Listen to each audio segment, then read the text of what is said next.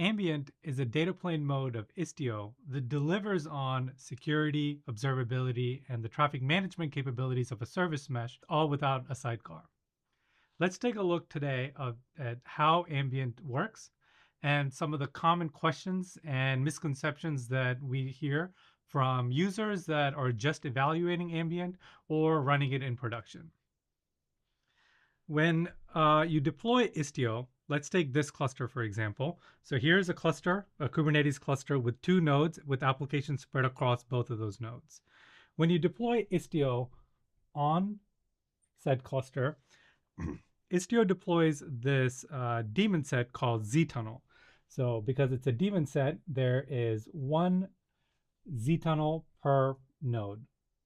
And zTunnel is an extremely lightweight proxy written in Rust, and its job is to do mTLS. And so let's dig in to see how it works. When you label a namespace to be part of the ambient mesh, Istio will configure socket listeners inside the pod network namespace for zTunnel so that zTunnel can intercept those traffic. So now if A wants to talk to B, there's a socket listener set up on this side for outbound traffic, and there's a socket listener set up on this side for inbound traffic. So zTunnel captures that traffic as it leaves A, and as it's leaving A, zTunnel will perform mTLS. So zTunnel on that node will hold the certificates, the X509 strong identity certificates for all the pods that are on that node. So it has certificates for A as well as certificates for B, and this zTunnel has the certificates for C. In this case, because A and B are on the same node, as traffic is leaving A, it intercepts that traffic, it performs mTLS, so you get mTLS over here when traffic reaches B. If you're going cross node, it works very similarly. There's an outbound socket listener and an inbound socket listener, and when B wants to call C, the zTunnel on B's node will capture that traffic, will do the mTLS initiation, and you get hbone again, you get mTLS on this side. And then the only thing that's different here is that when traffic reaches C, the zTunnel on C's node will pick that up, and that has certificates for C, so it can decrypt that communication. So that's how, at a high level, how Istio Ambient achieves mTLS. Next, let's talk about observability.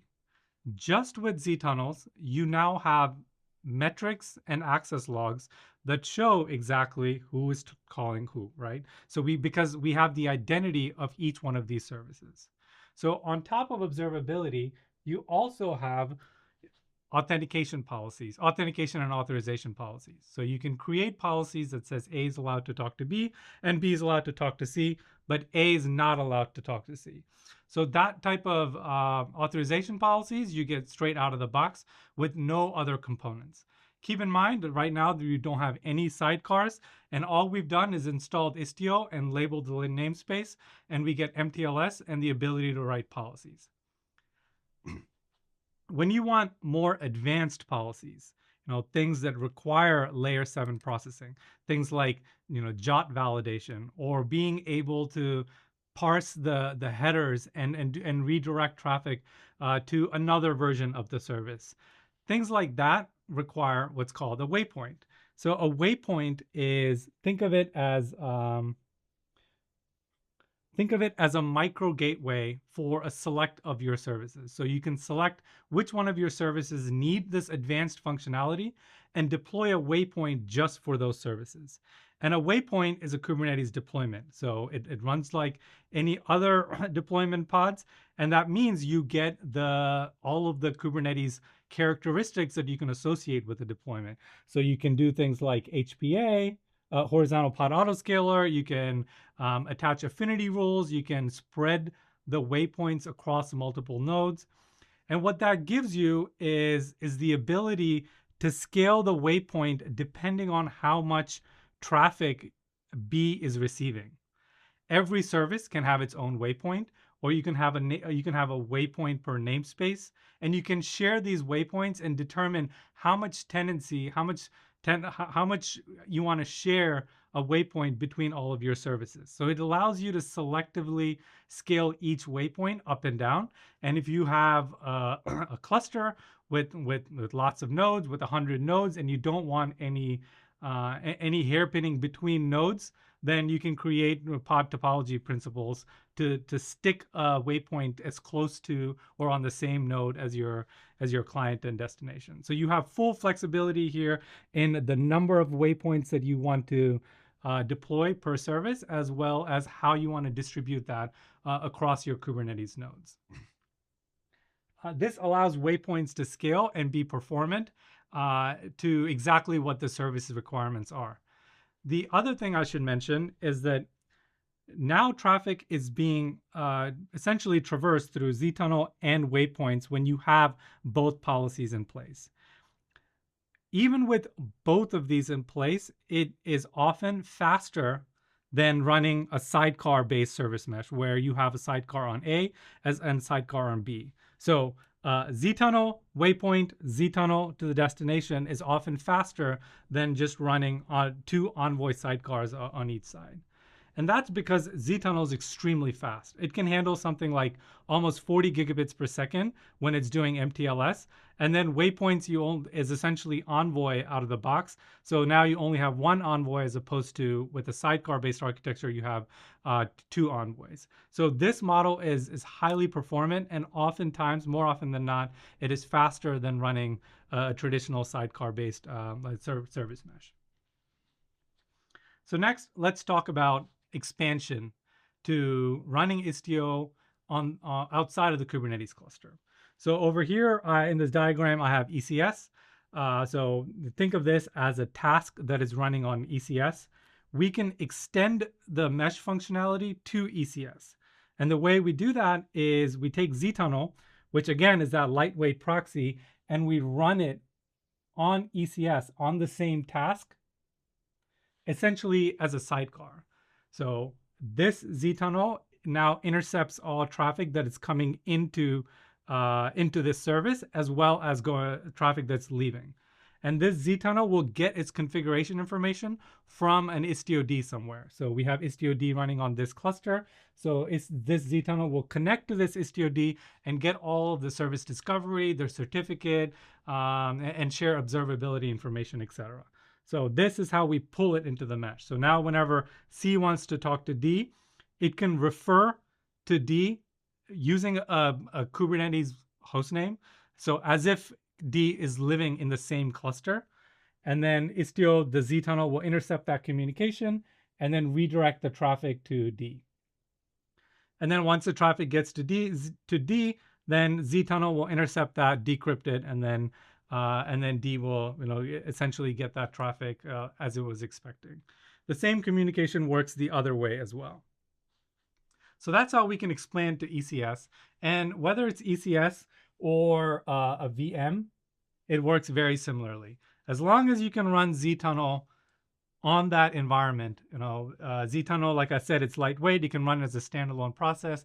It can run as a container. It can run on bare metal. Anywhere we can run zTunnel, that zTunnel can connect back to Istio D and then essentially pull that workload as if it's part of the same cluster. Next, let's talk about multi-cluster. We are, as an industry, we're getting to a point now where users are deploying tens or hundreds of clusters in production. And they have services that are running across these clusters, and being able to route traffic between clusters is extremely important. So let's say in this example, I want A to talk to E, which is on a completely separate cluster. We don't want the traffic to leave the environment, go outside, and come back in through an API gateway. We want the traffic to stay internal. So in order for that to happen, we need service discovery. We need A to know about E and an address and a secure way to be able to talk to E. So what we can do is deploy Istio in the second Kubernetes cluster, and then set it up so that Istio in this cluster can talk directly to Istio in that cluster and share service discovery information between them. So when we deploy Istio on both these clusters, we'll deploy it so that they have a shared trust domain, and then they can communicate with one another and they can exchange service discovery information. So when you say, I want to expose E so that this cluster can consume it, then this IstioD will share that information with this IstioD, and this IstioD will create the right resources on this cluster so that A can find and call E. So now whenever A wants to call E, it can call E the same way it calls any other service, e.namespace.service.cluster.local, or we can assign it a brand new host name. Traffic leaves E, it calls that host name. The zTunnel on that node will capture that traffic, perform mTLS, and then send it out. If this cluster is in a completely separate network and we need to traverse that network using a gateway, then Istio can automatically set up an east-west gateway. So I'll just write EW here. So this east-west gateway will transparently intercept communications, essentially do a pass-through, and then route to the final destination. And then once traffic gets here, that socket listener on this side will get picked up by the zTunnel on that node. It'll decrypt that communication and then go to E. So same way we were doing mTLS within a cluster, now we're doing mTLS cross-cluster. One thing to note here is that you have end-to-end mTLS. This east-west gateway is not terminating the connection and re-encrypting it. It's just doing a pass-through. So you have true identity of the source and destination, which allows you to write authorization policies. So just like as if it's in the same cluster, you can write a policy that says A is allowed to talk to E. In the future, if you take this E and move it back to this cluster, then you don't have to change any policy. Same thing if I wanted to take B and move it to a different cluster. This allows you to start carving up your clusters and right-sizing them as necessary. The last point I want to cover are waypoints.